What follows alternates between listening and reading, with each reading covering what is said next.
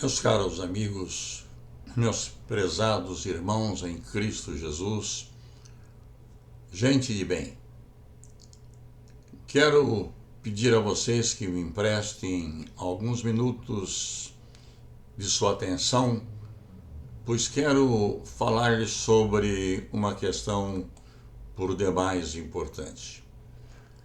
Eu não me dirijo apenas aos cristãos, mas também àqueles que se dizem budistas, maometanos, ou outra religião que acreditam que por cima do universo existe um Deus. Não importa que nome você dê a ele. Paulo, escrevendo à igreja de Coríntios, no capítulo 6, os versículos 14 e 15, assim ele nos ensina: não vos prendais a um jugo desigual com os fiéis. Porque que sociedade tem a justiça com a injustiça? E que comunhão tem a luz com as trevas? E que concórdia há entre Cristo e Belial? Ou que parte tem o fiel com o infiel? E que consenso tem o templo de Deus com os ídolos? Porque vós sois o templo do Deus vivente. Como Deus disse: neles habitarei, e entre eles andarei, e eu serei o seu Deus, e eles serão o meu povo. Por isso, continua Paulo, sai do meio deles, e apartai-vos, diz o Senhor, e não toqueis nada imundo, e eu, o Deus poderoso, vos receberei. E eu serei para vós pai, e vós sereis para mim filhos e filhas, diz o Senhor Todo-Poderoso. Eu quero fazer aqui uma afirmação bastante importante e contundente, que vocês irão entender perfeitamente o que eu quero dizer.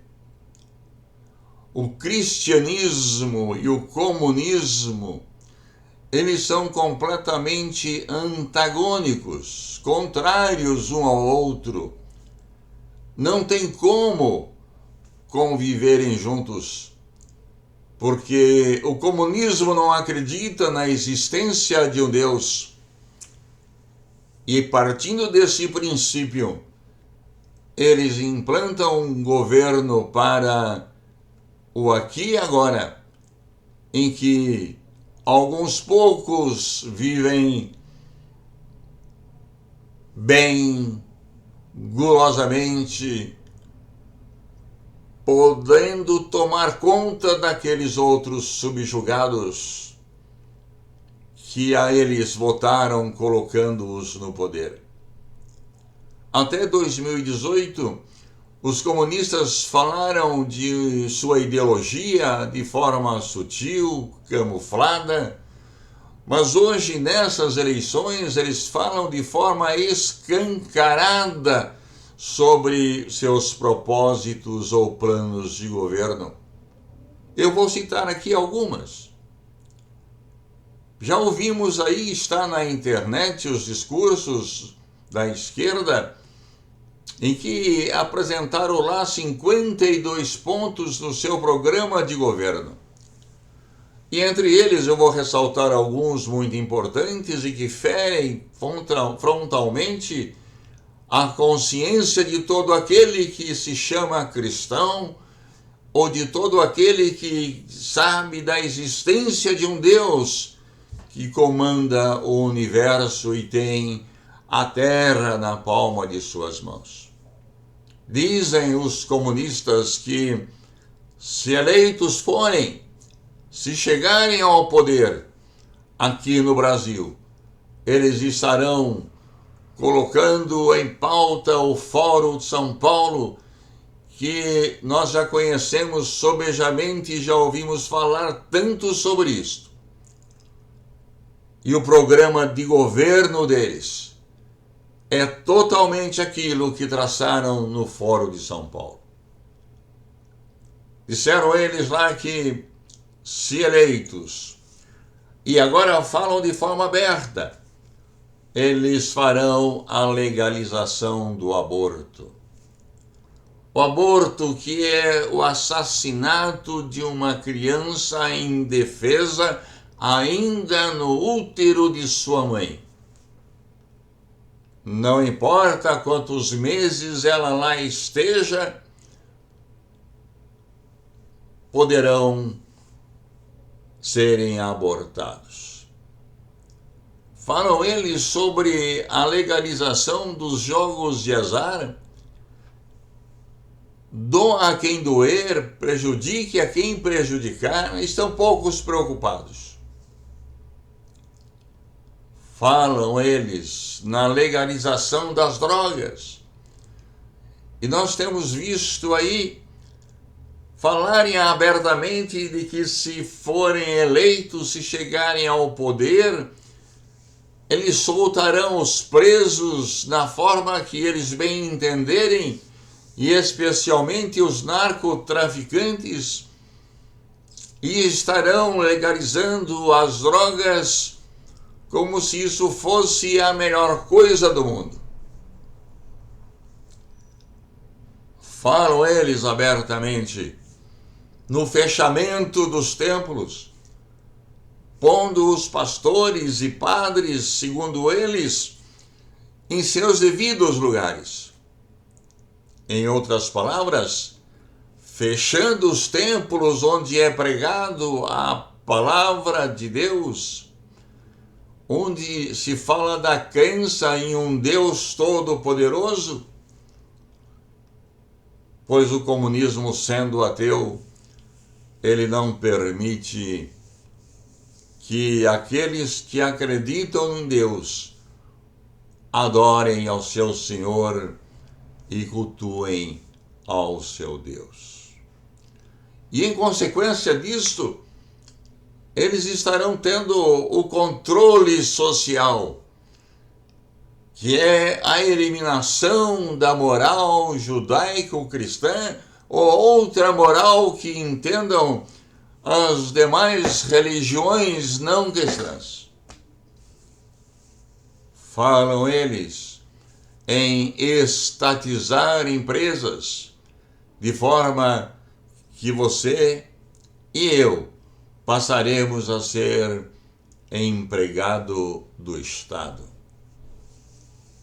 Falam eles em acabar com o direito de propriedade e, consequentemente, com a família patriarcal ou conservadora, porque sabem que o conceito de família, ela está intimamente ligada à propriedade, a uma moradia, a uma casa, onde a célula principal da sociedade habita e existe. E assim, acabando com a família patriarcal, eles querem instituir a família do século XXI, que não é nada difícil, porquanto já existe um projeto de lei na Câmara dos Deputados intitulado As Famílias do Século XXI, de autoria do deputado Orlando Silva, do Partido Comunista Brasileiro. E além desses pontos que eu mencionei, existem mais outros 44 pontos que se contrapõem ao Estado democrático de direito. Portanto, eu quero alertar a vocês, meus amigos, meus irmãos, que me acompanharam durante esses 75 anos de vida e os 50 anos que eu tenho de advocacia. Eu quero alertar a vocês que este ano é a eleição mais importante já realizada no Brasil. Não estaremos elegendo um presidente da República, mas sim nós estaremos decidindo que regime de governo nós deixaremos para os nossos filhos e para os nossos netos. Democracia? Comunismo? Você decidirá. Nós temos que escolher apenas um que nos colocará debaixo do mesmo jugo. Eu não tenho candidato ou político de estimação, mas tenho o dever de optar por um deles que nos deixe como legado a democracia.